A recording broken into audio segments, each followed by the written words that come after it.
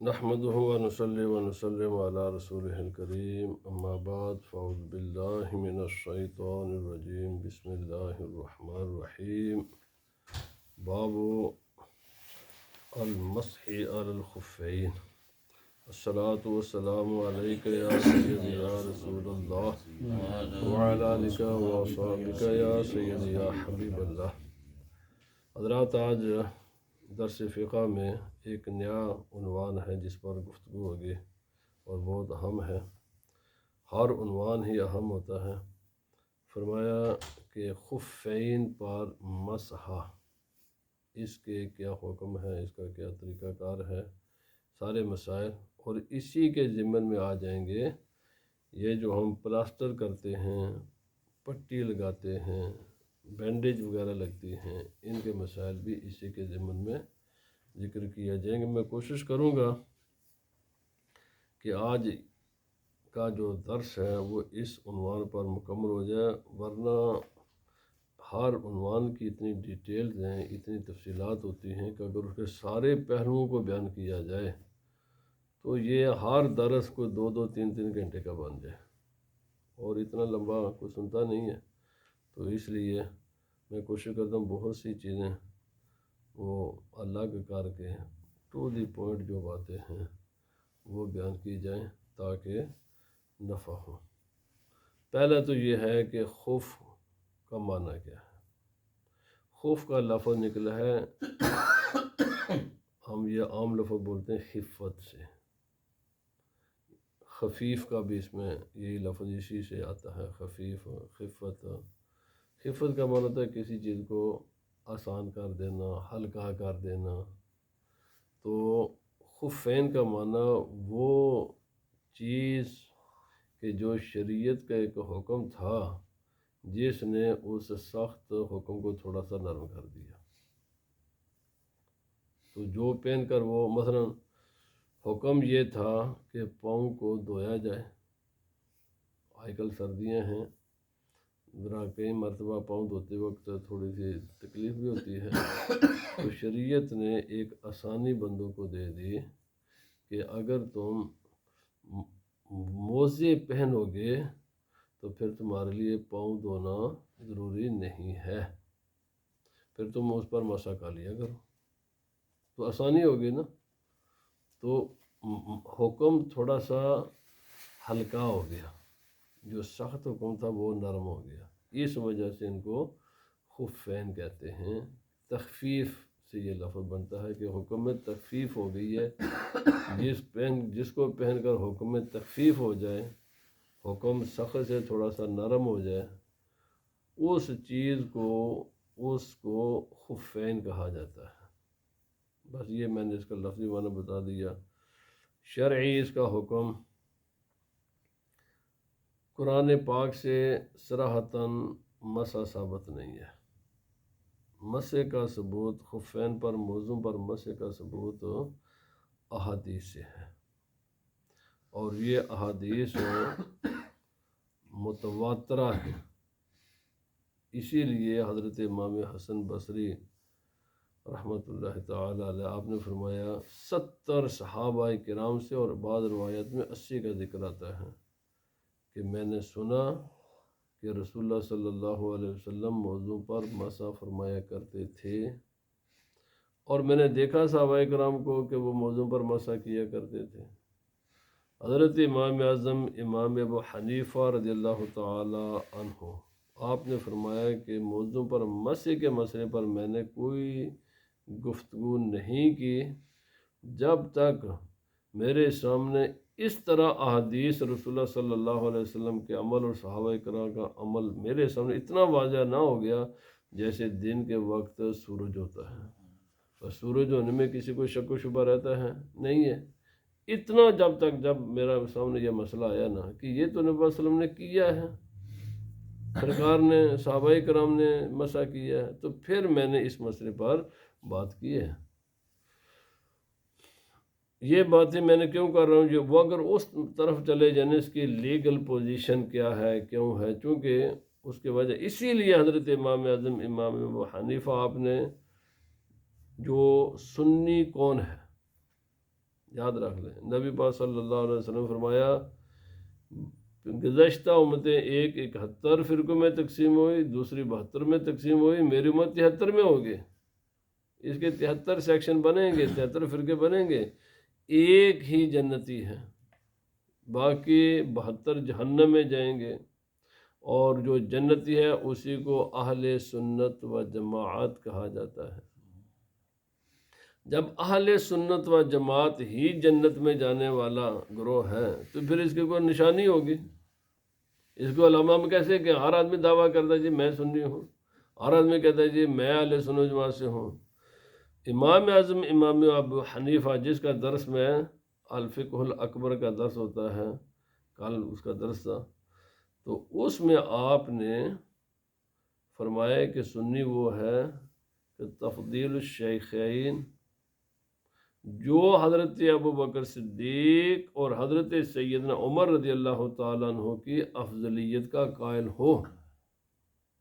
تمام صحابہ کرام میں افضل ترین صحابی حضرت ابو بکر صدیق ہیں، اور ان کے بعد حضرت عمر فاروق رضی اللہ تعالیٰ عنہ۔ جو اس بات کا قائل نہیں ہے وہ اگرچہ اپنے آپ کو سنی کہتا رہے، وہ سنی نہیں ہے۔ یہ ان دنوں میں بہت بڑا فتنہ ہے، یہ برطانیہ میں بھی ہے، پاکستان میں بھی ہے، باقی دنیا میں بھی ہے۔ جس کو کہتے ہیں وہ گھس بیٹھیے، بعض لوگ سنی نہیں ہیں، بس سنی میں داخل ہو جاتے ہیں، کہتے ہیں ہمیں ضرور سنی مانو۔ بھائی تم سنی تو ہم تمہیں مانیں، پر ان نظریات کو بھی تو تسلیم کرو نا۔ اور ہماری مسجدوں کے ائمہ ہیں، بڑے بڑے مسجدوں کے امام ہیں جن کا یہ عقیدہ نہیں ہے، اور بنے ہوئے کیا سنی، چندہ کن سے وصول کرتے ہیں اہل سنت و جماعت سے، سب کچھ کھاتے پیتے سنیوں سے ہیں، لیکن عقیدہ سنیوں والا نہیں ہے۔ افضلیت کسی اور کے وہ افضلیت کے قائل ہیں۔ حضرت امام اعظم نے آج سے تقریباً 1300 سال پہلے یہ رسہ بند کیا ہے کہ تاکہ کوئی گھس بیٹھیا اسی طرح نام لے کر سنیت میں داخل نہ ہو جائے۔ فرمایا جو آدمی حضرت ابوبکر صدیق اور حضرت عمر فاروق کے افضلیت کا قائل نہیں ہے وہ سنی نہیں ہے۔ یہ عوام کی ذمہ داری ہے کہ جب ان کا کوئی خطیب ایسی گفتگو کرے کہ جو حضرت ابوبکر صدیق اور حضرت عمر فاروق کے افضلیت کے خلاف ہو تو نکالیں اس کو اپنے مسجد سے، وہ سنی نہیں ہے۔ اگرچہ وہ یہ تو صرف عوام کو دھوکہ دینے کے لیے لوگ اپنے آپ کو سنی کہتے ہیں۔ دوسری نشانی حضرت امام اعظم امام ابو حنیفہ آپ نے بیان فرمائی حب الختنین۔ رسول خدا صلی اللہ علیہ وسلم کے دو داماد حضرت عثمان غنی رضی اللہ تعالیٰ عنہ اور حضرت علی شیر خدا رضی اللہ تعالیٰ عنہ سے محبت کرے، یہ بھی آج کل ایک مسئلہ ہے۔ جو ان کا محب نہیں ہے وہ سنی نہیں ہے۔ جو حضرت عثمان غنی پر تنقید کرے لیکن حضرت علی کی شان بیان کرے لیکن حضرت عثمان غنی پر تنقید کرے وہ سنی نہیں ہے۔ یہ میں کیا کہوں، بس میں نے بتا دیا، امام اعظم نے بتا دیا ہے، یہ مودودی نے پوری کتابیں لکھی ہیں اس پر، حضرت عثمان غنی رضی اللہ تعالیٰ عنہ پر تنقیدیں کی ہیں۔ جو بھی حضرت عثمان غنی رضی اللہ تعالیٰ عنہ پر تنقید کرے گا، تان کرے گا کسی قسم کی، وہاں پھر محبت کہاں رہ جاتی ہے؟ جہاں تنقید ہوتی ہے وہاں محبت تو نہیں ہے، پر میں وہ سنی نہیں ہے، کیونکہ حب الختنین امام اعظم نے فرمایا وہ سنی وہ ہے جو رسول خدا صلی اللہ علیہ وسلم کے دونوں داماد سے محبت کرے۔ ومسح الخفین، تیسری سنی کی نشانی یہ ہے کہ وہ خفین پر مسح کے جواز کا قائل ہو، کیونکہ شیعہ حضرات موضوع پر مسح کے قائل نہیں ہیں۔ اب یاد رکھ لیں جب بھی کسی بھی زمانے میں کوئی بھی رسول خدا صلی اللہ علیہ وسلم کی تعلیم کے خلاف بات کرے گا تو سنیوں کے لیے لازم ہے کہ اس مسئلے کو واضح کریں۔ مثلا آپ کے زمانے میں موضوع پر مسح کا مسئلہ بڑا شیعہ حضرات کے مجھے یہ تو جائز نہیں ہے، تو امام صاحب نے فرمایا کوئی آدمی سنی ہو ہی نہیں سکتا جب تک موضوع پر مسح کا قائل نہیں ہوگا۔ اسی طرح آج کے زمانے میں رسول خدا صلی اللہ علیہ وسلم کی میلاد شریف یا ختم شریف یا یہ معمولات ہیں، یہ ثابت شدہ ہیں، یہ کتابوں میں ثابت شدہ چیزیں ہیں۔ جو آدمی ان کے خلاف بات کرے گا، آج امت پر فرض ہے کہ ان مسائل کو بہت بڑے پیمانے پر واضح کریں کہ یہ چیزیں جائز ہیں۔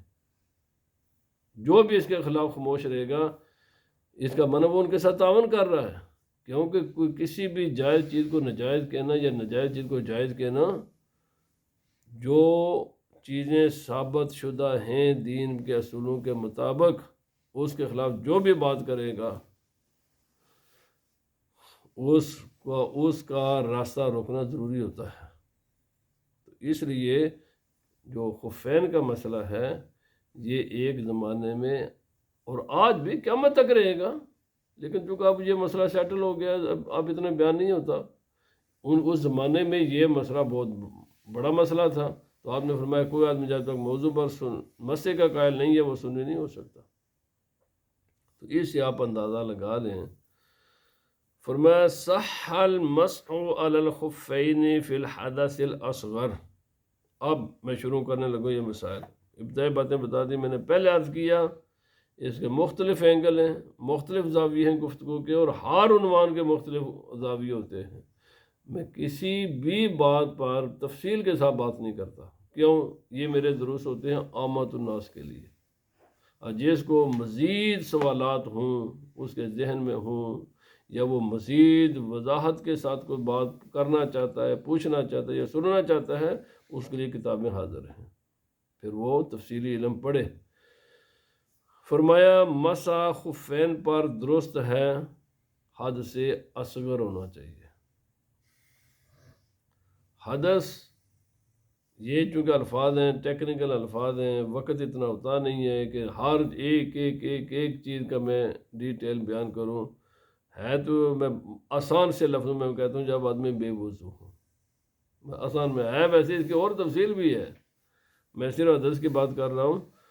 حد سے اصغر، اگر آدمی حد سے اصغر ہے، بے وضو ہے، اس کو وضو کی ضرورت ہے، تو پھر اس کو پاؤں دھونا ضروری نہیں ہے، وہ موضوع پر مسح کر سکتا ہے۔ لیکن اگر اس کو غسل کی ضرورت ہے تو کیا وہ مسح کر سکتا ہے؟ نہیں کر سکتا۔ ظاہر بات ہے یہ وضو کے وقت موضوع پر مسح ہے، غسل کے وقت میں موضوع پر مسح جائز نہیں، یہ بات سیٹل۔ للرجال والنساء، دوسری یہ بات ہے اس میں مرد اور عورت کی کوئی تخصیص نہیں ہے۔ یاد رکھ لیں مرد ایک الگ انٹیٹی ہے، اس کی شخصیت الگ ہے، عورت کی الگ ہے، جہاں جہاں ان کے مسائل الگ ہیں وہاں مسائل الگ بیان ہوتے ہیں، پر جہاں الگ نہیں ہے وہاں یاد رکھ لیں جو مسائل بیان ہوں گے اس کا معنی مرد عورت دونوں ہی ہوتے ہیں۔ تو خفین کا مسئلہ صرف مردوں کے ساتھ خاص نہیں ہے، یہ عورتوں کے لیے بھی اسی طرح ہے جیسے مردوں کے لیے ہے۔ وَلَوْ كَانَ مِنْ شَيْءٍ سَخِينٍ غَيْرِ الْجِلْدِ۔ اب ہے مٹیریل کا مسئلہ، موزہ بنا کس چیز سے ہونا چاہیے؟ کوئی بھی چیز ہے جو تھک ہے، بس اس کا تھک ہونا ضروری ہے، چمڑے کا ہونا ضروری نہیں ہے، چمڑے کا ہونا ضروری نہیں ہے، دبیز ہو، موٹا ہو، تھک ہو، اس کی پھر تھکنس کی اس کی ڈیفینیشن آ رہی ہے، وہ کیا چیز ہے؟ مثلا آج کل ریکسن ہے اور کئی قسم کے مٹیریل ہیں جو موٹے ہوتے ہیں، تو موزہ ضروری نہیں ہے کہ صرف چمڑے کا ہو، ہاں اگر چمڑے کا ہے تو اس میں ایک شرط ہے، خنزیر کے چمڑے کا، اگر آج کل جوتیاں ملتی ہیں خنزیر کے چمڑے کی، وسیع پیمانے پر خنزیر کے چمڑے کی بنائی ہوئی مصنوعات موجود ہیں، یاد رکھ لیں کہ خنزیر کے چمڑا اگر استعمال کر کے کوئی موزہ بنائے گا تو اس موزے کو پہننا بھی جائز نہیں ہے اس پر مسح بھی جائز نہیں ہوگا۔ خنزیر کے چمڑے کے علاوہ باقی تمام جانور، کوئی بھی جانور ہے، اس کے چمڑے کا بنا ہوا اگر موزہ ہے تو اس پر مسح ہو سکتا ہے۔ یا چمڑا نہیں ہے، کوئی دوسرا ایسا مٹیریل ہے لیکن وہ موٹا مٹیریل ہے۔ موٹے کا معنی کیا ہے؟ فرمایا سواء کان لہما نال من جلد او لا، یہ ضروری نہیں کہ اس کے نیچے تو ہر حال میں ہی چمڑا ہونا چاہیے یا اوپر پر، یہ کوئی ضروری نہیں ہے، نہ بھی ہو۔ مثلا آج کل ربڑ ہے، ربڑ کے بالکل فلیکسیبل چیزیں ربڑ کے بن جاتی ہیں اور اس میں پانی داخل نہیں ہو سکتا۔ اگر ربڑ کا موزہ بنا ہوا، اگرچہ اس کو پہننا نہیں چاہیے، پاؤں میں تکلیف ہوگی، لیکن بہرحال مسئلے کی حد تک ربڑ کا اگر کوئی موزہ بنا لے یا پلاسٹک نرم ہو اس سے کوئی بنی ہوئی ہو، جیسے ریکسین ہے یا اس قسم کے ایسے مٹیریل، آج کل پٹرولیم سے بے شمار قسم کے مٹیریل موجود ہیں کہ جو تھک ہوتے ہیں، بس اس کی شرط یہ ہے، آگے آ رہی شرطیں، یہ کام نہ ہو اس میں، یہ چیزیں نہ، مثلا اس کی شرطیں ہیں موضوع کے 7 شرطیں پائی جائیں گی تو موضوع پر مسح جائز ہوگا۔ اگر ان 7 شرطوں میں سے ایک بھی شرط مس ہوئی تو موضوع پر مسح کرنا جائز نہیں ہے۔ پہلی یہ ہے کہ لبسہما بعد غسل الرجلین، جب موزہ پہنا ہے تو موزہ پہننے سے پہلے پاؤں دھو کر پہنے۔ اگر بغیر دھوئے پہن لے گا پھر ایسے موزے پر مسح جائز نہیں ہے۔ اب دھونے میں 2 طریقے ہیں، یا تو پورا وضو کر کے انسان نے دھویا ہے، یعنی وضو کیا ہے، اس میں پاؤں بھی دھوئے ہیں، اس کے بعد اس نے موزہ پہنا ہے، یہ تو بہترین شکل ہے اس کی۔ لیکن اگر وضو نہیں کیا، پاؤں دھو لیے ہیں، تو پھر اس میں ایک شرط ہے، پھر یہ شرط یہ ہے کہ پاؤں دھو کر موزہ پہنا ہے تو وضو ٹوٹنے سے پہلے اس نے وضو باقی کر لیا ہو، پھر مسح جائز ہے۔ یہ مسئلہ سمجھیں، پاؤں دھو کر موزہ پہن لیا ہے، لیکن اگر پہنا ہوا آ رہا ہوا خارج ہو گئی ہے، اب اس نے وضو کیا ہے تو اب اس موزے پر مسح جائز نہیں رہے گا۔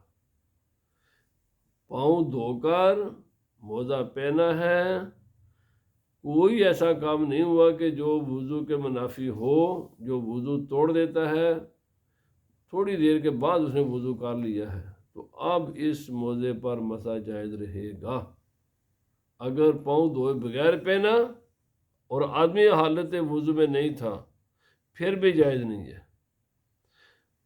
صرف پاؤں دھو کر پہنے لیکن وضو کوئی ایسا کام کرنے کے بعد کیا جس سے وضو ٹوٹ جاتا ہے، پخانہ کر دیا، پیشاب کر دیا، ہوا خارج ہو گئی، خون نکل آیا، جو چیزیں وضو توڑ دیتی ہیں، کوئی بھی کام ہو گیا، اس کے بعد اگر وضو کرے گا تو اب اس موضوع پر مسح جائز نہیں رہے گا۔ ولو قبل کمال الوضوء، اگرچہ وہ وضو مکمل کرنے سے پہلے پہن لیا پھر بھی مسح جائز ہے۔ اذا اتمہ قبل حصول ناقض للوضوء، شرط یہ ہے کہ وہ اس نے وضو مکمل کر لیا ہو اس چیز کے حاصل ہونے سے پہلے جو وضو کو توڑ دیتی ہے، پھر جائز رہے گا، اگر اسے نہیں ہے پھر نہیں جائز۔ دوسری شرط ہے سترہما للکعبین، اس کا سائز اتنا ہونا چاہیے کہ دونوں ٹخنے، اینکلز، ان کو چھپا دے، یہ چھپے ہونے چاہیے۔ آج کل ایسی جوتیاں مردوں کی بھی موجود ہیں، عورتوں کی بھی موجود ہیں، جو کافی اوپر تک آتی ہیں، یہ موزے کے قائم مقام ہو سکتی ہیں، مثلا انہی پر آدمی مسح کر لے، اگر کوئی اور باقی گندگی وغیرہ نہیں لگے. اب ویسے بھی مسائل آئیں گے، اگر گندگی لگ بھی جائے تو ان کو پاک کرنے کا طریقہ کیا ہے. تو انہی جوتیوں پر بھی مسح کر لے تو الگ مسح پہننے کی ضرورت نہیں ہے، لیکن جوتی کا اتنا اونچا ہونا چاہیے کہ دونوں اینکلز یہ کور ہوں، اس سے اوپر ہوں. اگر اسے نیچے ہے جیسے عام جوتی ہوتی ہے تو اس جوتی میں پھر مسح نہیں ہو سکتا، اینکل کا چھپانا شرط ہے. اور امکان و مطابعت المشی فیہما،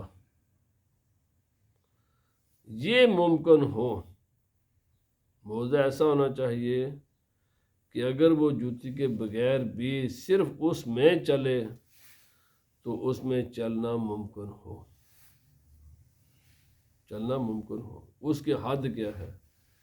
اس کی حد ہے تقریباً 3.5 سے 4 میل آدمی چلے اور وہ پھٹے نہ، یا 5.5 سے لے کر 6 کلومیٹر تک. اور اگر یہ نہیں ہے تو ٹائم کے اعتبار سے تقریباً آدھا گھنٹہ یا کچھ زائد وقت تک انسان چلتا رہے اور اس کا نیچے والا ایسے کوئی بھی اس کا حصہ پھٹ نہ جائے. اگر کسی ایسی مٹیریل کا بنا ہوا موزہ ہے کہ اگر آپ اس کو شوز کے بغیر ہی اسی میں چلیں اور آپ 4 میل نہیں چل سکتے، اس سے پہلے وہ پھٹ جائے گا. تو ایسے موزے یا آدھا گھنٹہ آپ نہیں چل سکتے، اس آدھے گھنٹے کے اندر وہ پھٹ جاتا ہے، یا 6 کلومیٹر نہیں چل سکتے تو اس کے اندر وہ پھٹ جاتا ہے، تو پھر ایسے موزے پر مسح کرنے کی اجازت نہیں ہے.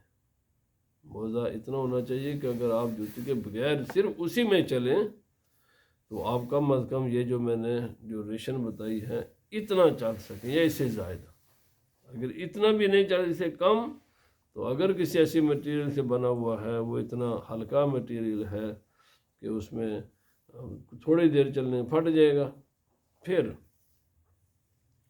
فلا یجوز علی خف من زجاج او خشب او حدید، شیشے کا بنا ہوا موزہ، کوئی بھی گلاس کا، لکڑی کا، لوہے کا، یا اسی طرح جو سخت مٹیریل ہیں، کاپر ہیں، بے شمار مٹیریل جو بڑے سخت ہیں، سٹیل وغیرہ کے، اگر کوئی ایسا بنے گا تو اس موزے پر مسح جائز نہیں ہوتا. اس کا فلیکسیبل ہونا بھی ضروری ہے. اور اس میں یہ بھی ضروری ہے کہ اگر پانی کے اوپر انسان بھی چلے، مثلا انسان چل رہا ہے راستے میں اور پانی اندر داخل نہ ہو سکے، اسی لیے یہ جو ساکسیں ہوتی ہیں، کوئی بھی ایسی ساکس نہیں ہے لوگ کہتے ہیں ساکس پر مسح ہو جاتا ہے، متفقن علیہ مسئلہ ان ساکسوں پر مسح نہیں ہوتا.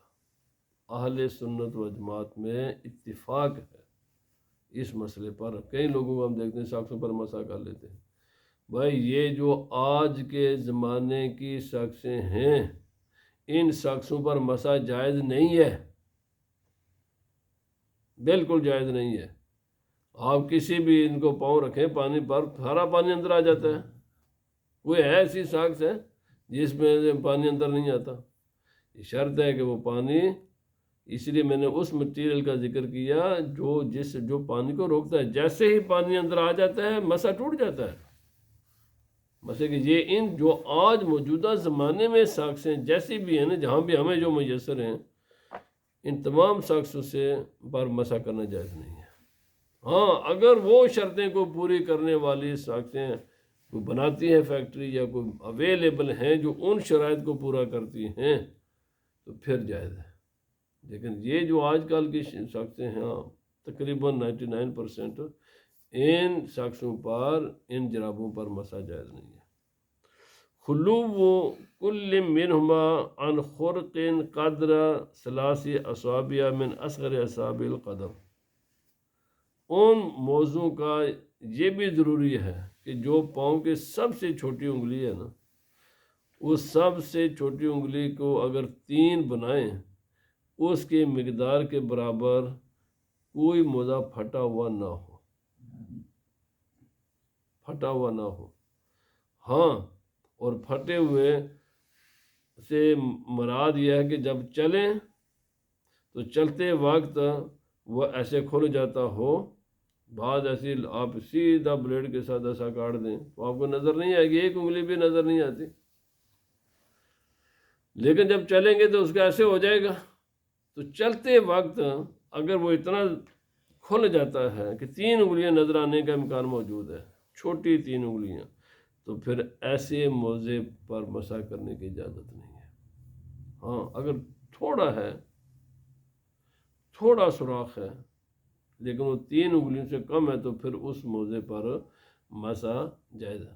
لیکن اگر دونوں میں تھوڑا تھوڑے ہیں، لیکن اگر دونوں کو ملایا جائے تو وہ 3 کے مقدار میں ہو جاتے ہیں تو پھر بھی جائز نہیں ہوگا۔ ایک ہے ایک موزے پر اتنا سوراخ ہو، اس کی سائز اتنا ہو کہ جس سے 3 چھوٹی انگلیاں نظر آ سکیں، لیکن ایک ہے دائیں پر چھوٹا کچھ سوراخ ہیں، بائیں پر کچھ ہیں، اور دونوں کو ملائیں تو 3 کے برابر پھر بھی جائز نہیں ہوگا۔ اور یہ جو سوراخ پھٹا ہوا ہونا ہے یہ ٹخنوں سے نیچے ہو۔ اگر کسی کے مثلا ہاف پنڈلی تک موزہ ہے، اوپر تک آتا ہے، اوپر سے پھٹا ہوا، اوپر سے جتنا مرضی پھٹا ہوا اس سے کوئی فرق نہیں ہے، اس کی جگہ کیا ہے، ٹوخنے کا جو اوپر والا حصہ اس سے نیچے نیچے کے ہند سے نہ پھٹا ہوا ہو۔ اگر اس سے اوپر پھٹا ہوا ہے تو اس پھٹنے سے کوئی فرق نہیں پڑتا، نیچے والے کسی بھی حصے میں پھٹا ہوا نہ ہو۔ استمساکہما علی الرجلین من غیر شد، 5ویں یہ شرط ہے کہ وہ موزہ اپنے آپ کو خود ہی ہولڈ کرتا ہو۔ آج کل کوئی ایسی ساخت ہے جو ربڑ کے بغیر ہولڈ ہوتی ہیں، ظاہر بات اوپر ربڑ ڈالی وہ لگاتے ہیں، تو اس کی ایک وجہ تو یہ ہے کہ یہ ایسی ہیں کہ ان میں پانی داخل ہو جاتا ہے۔ دوسرا یہ کہ ان کو آپ چلیں 4-5 میل یہ پھٹ جائیں گے، کوئی بھی 4 میل ہے، 4 میل یا 6 کلومیٹر چلیں صرف ساکس میں یہ پھٹ جائیں گے۔ تیسری اس کی وجہ یہ ہے کہ یہ اپنے آپ کو ہولڈ ہی نہیں کرتی، یہ ربڑ سے ہولڈ ہوتی ہیں۔ موزے میں شرط ہے کہ وہ اپنے آپ کو خود ہولڈ کریں۔ یہ دیکھیں نا جتنے آج میں نے ابھی کہا جوتیوں پر مسح جائز ہے، لیکن جو اینکل کو کور کر دے تو وہ کوئی ایکسٹرا چیز تو نہیں لگاتے ساتھ کہ وہ اس کو ہولڈ رکھے۔ جوتیوں پر کچھ بھی نہیں، زپ ہوتے زپ کریں تو اللہ خیر صلی یبقا۔ اچھا یہ ہے منعہما وصول الماء الی الجسد، 6ٹھی شرط یہ ہے کہ وہ موزہ پانی جسم میں آنے میں رکاوٹ ہو۔ اگر اس کا مٹیریل ایسا ہے کہ وہ پانی کو جسم تک پہنچنے میں رکاوٹ نہیں بن رہا، جیسا ابھی میں نے عرض کیا، کوئی بھی میں نے کم از کم ایسی کوئی ساخت نہیں دیکھی کہ اب وہ بس صرف اسی سانس کو لے کر پانی میں جائیں اور پانی آپ کے اندر داخل نہ ہو۔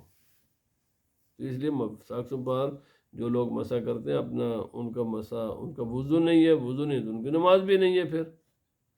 اور چونکہ یہ دیکھا دیکھی جہالت کی وجہ سے وبا پھیل جاتی ہے، ہمارے اہل سنت و جماعت کے لوگوں میں بھی یہ وبا آ جاتی ہے، چونکہ علم حاصل کرنے کی تو وہ یہ تو ادھر آتے ہی نہیں نا جی کہ ہم کسی بات کے علم بھی حاصل کر لیں۔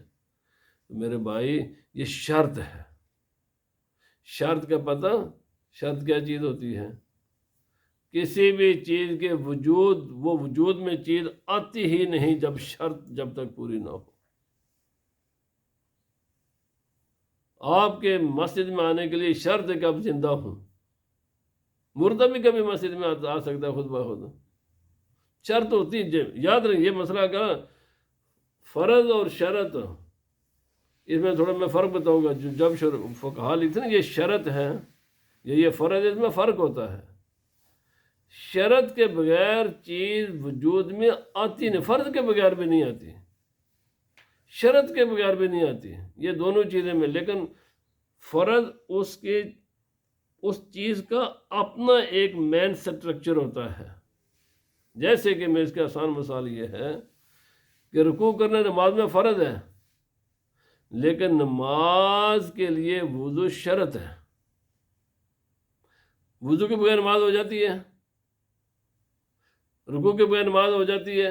نہیں، وضو شرط ہے، رکوع فرض ہے، کیونکہ جو ہے نا رکوع یہ نماز کے اپنے سٹرکچر کا حصہ ہے، لیکن وضو کے بغیر تو نماز میں داخل ہی نہیں ہو سکتا آدمی، اس کے بغیر تو اگر رکوع بھی کرو گے پھر بھی نماز نہیں ہوگی۔ رکوع میں قیام کریں، قرات کریں، رکوع کریں، اتحیات پڑھیں، سجدہ کریں، سب کچھ کر لیں، نماز کا اپنا وجود اس پر ڈیپینڈ کرتا ہے وضو پر، تو یہ شرط ہے۔ ابھی میں شرائط بیان کر رہا ہوں، وقت بہت کم۔ اور دوسرا یہ ہے، اچھا یہ 7ویں شرط یہ ہے کہ اس کے آگے والے حصے سے کم از کم 3 انگلیاں، ہمارے لوگ بعض ایسے کرتے ہیں، موضوع پر جو مسئلہ وہ ایسے کرتے ہیں، میرے بھائی اس حصے کے لیے عربی زبان میں انامل لفظ ہے، انگلی یہاں سے لے کر یہاں تک کہتے ہیں، 3 انگلیوں کا لگنا شرط ہے۔ اس طرح مسح کرنے سے مسح نہیں ہوگا، موضوع پر بھی نہیں ہوگا، ساری 6 پوری یا پہلے والی 6 شرطیں بھی پائی جائیں گی، اگر یہ کرو گے تو مسح نہیں ہوگا۔ 3 انگلیوں کا لگنا شرط ہے، جب تک یہ ایسے آپ نہیں نا مسح کرو گے آپ کا مسح نہیں ہوگا۔ ایسے اگر کرو گے تو آپ نے تو انگلی ایک بھی نہیں لگائی، مسح کدھر سے ہو گیا؟ کیونکہ آپ نے انامل لگائے ہیں، اور حدیث پاک میں انامل کا لفظ ہے ہی نہیں ہے، انگلی کا لفظ ہے۔ انگلی کی ڈیفینیشن ہے یہاں سے لے کر یہاں تک، اس جسم کے حصے کو انگلی کہتے ہیں، اس کا کم از کم اکثر حصہ لگنا چاہیے، وہ فرض ہے۔ اگر کوئی مسح، یہ دیکھ لیں، اس طرح کوئی مسح کرے گا تو موضوع پر مسح نہیں ہوگا، اس طرح کرے گا تو مسح ہوگا۔ اور اس کو کھینچنا کم از کم 3 انگلیوں تک، آگے پاؤں کی انگلیوں کی طرف سے پنڈلی کی طرف 3 انگلیوں تک کھینچنا فرض ہے۔ اگر یہ ادھر ایسے کر دیا پھر بھی نہیں ہے، آپ نے یہاں سے یہ جو مقدار بنتی ہے نا، یہاں سے لے کر یہاں تک اتنا حصہ ہونا چاہیے، یہاں سے یہاں تک اتنا کھینچیں کم از کم، ہاں پنڈلی تک کھینچیں، یہ سنت طریقہ ہے، یہ افضل طریقہ ہے، لیکن کم از کم 3 انگلیاں، جتنا یہاں سے لے کر یہاں تک حصہ بنتا ہے اتنا کھینچنا ضروری ہوتا ہے۔ یہ اس میں نیت ضروری نہیں ہوتی، کیونکہ وضو میں نیت ضروری نہیں، اس میں بھی نیت نہیں ہے۔ اور 3 انگلیوں سے مراد ہاتھ کی جو ہے نا وہ چھوٹی 3 انگلیاں، یہ 3 انگلیاں، کیونکہ انگلیوں کا سائز مختلف ہے، یہ دیکھیں یہ 3 انگلیاں ہیں جو فرد ہے۔ فلو کان فاقدان مقدمہ قدم ہی، اب یہ بعض لوگوں کے پاؤں کٹے ہوتے ہیں، تو پاؤں اگر کٹا ہوا تو کہتے ہیں کہ اگر کسی کا پاؤں ہے ہی نہیں ہے، لا یمسح علی خفہ ولو کان عاقب القدم موجودا، اگر جو اس کی ایڑی موجود ہے، یہ والا حصہ موجود نہیں، مثلا اس کا بالکل یہاں سے اینکل کے قریب سے پاؤں کاٹ دیا گیا ہے، کئی لوگ ہیں، بہت سے لوگ میں نے دیکھے ہیں جن کا پاؤں یہاں سے کٹا ہوتا ہے، اور وہ پہنتے ہیں موزے ہوں یا وہ جوتی بنا لیتے ہیں چمڑے کے، ان کے لیے مسح نہیں ہے۔ کم از کم قدم کا جو نا ٹخنوں کے نیچے وہ اتنا آگے انگلی کی طرف اتنا ہونا چاہیے کہ جس پر 3 انگلیاں رکھی جا سکیں۔ اگر 3 انگلیوں سے جسم کا حصہ کم ہے تو پھر اس پاؤں کے موزے پر مسح ضروری نہیں ہے، 3 انگلیاں آنا ضروری ہیں اس طرف، اگرچہ پیچھے والا حصہ محفوظ بھی ہو۔ اب ہے مسح کی مدت، چلو میں یہ بیان کر کے پھر آگے، چونکہ میں نے کوشش کی تھی کہ آج یہ درس مکمل کریں، لیکن مکمل ہو تو مجھے نظر نہیں آتا۔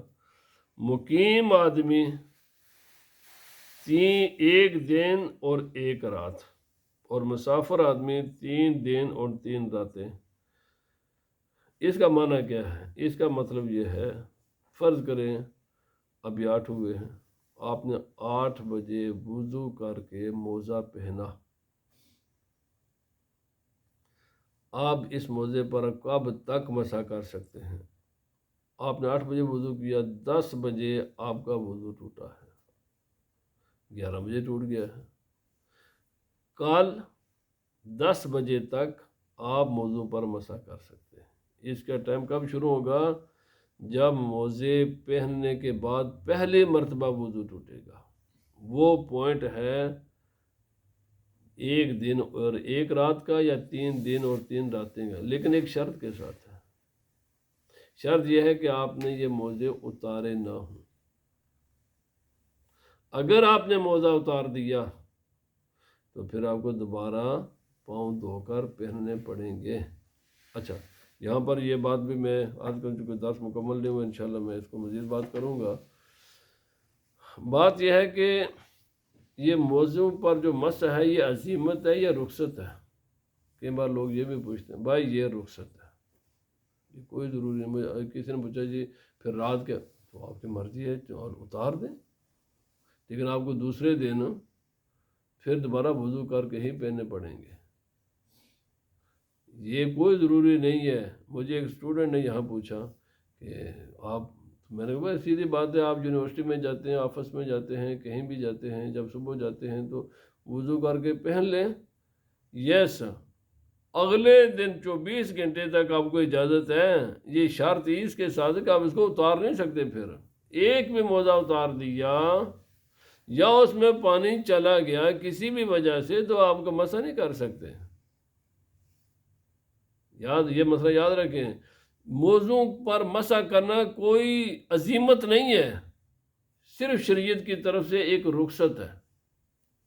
جیسے مسافر کے لیے روزہ نہ رکھنے کی رخصت ہے، رکھے گا ہو جائے گا اس کا روزہ، تو موضوع پر مسح عزیمت نہیں ہے، رخصت ہے۔ آپ یہ کام کر سکتے ہیں، نہ کریں اجازت ہے۔ آپ 3 گھنٹے کے لیے موزہ پہن لیں، 2 گھنٹے کے لیے موزہ پہن لیں، 1 گھنٹے کے لیے پہنیں، آفس وقت کے لیے پہنیں، یونیورسٹی میں کلاس کے وقت میں پڑھ لیں پہنیں، بعد میں گھر آ کر اتار دیں۔ جتنے دیر وہ رہے گا مسح کر سکیں گے۔ تو 24 گھنٹے کا معنی یہ کہ میکسیمم آپ 24 گھنٹے کر سکتے ہیں، ود کنڈیشن پھر آپ اتار نہیں سکتے رات کے وقت۔ ہاں اگر آپ نے 6 گھنٹے 8 گھنٹے 10 گھنٹے کے بعد آپ واپس گھر آ گئے ہیں، سونا چاہتے ہیں، تو پھر آپ اتار دیں، دوسرے دن پھر وضو کر کے پہن لیں۔ یہ مسئلہ بڑا ضروری ہے، چونکہ بعض لوگ سمجھتے شاید ہم اتار ہی نہیں سکتے۔ بھائی اتار سکتے ہو، اللہ کے بندو، یہ 10 منٹ کے بعد بھی اتار سکتے ہو۔ یہ ہے کہ جب اتارو گے تو مسئلہ یہ ختم ہو جائے گا۔ ایک بھی اتارو گے پھر بھی دونوں کو پہنے رکھنا ہے۔ آپ اس کو اتار کے اس کا آدھا بھی اتار دیا پھر بھی یہ مسئلہ ختم ہو جائے گا۔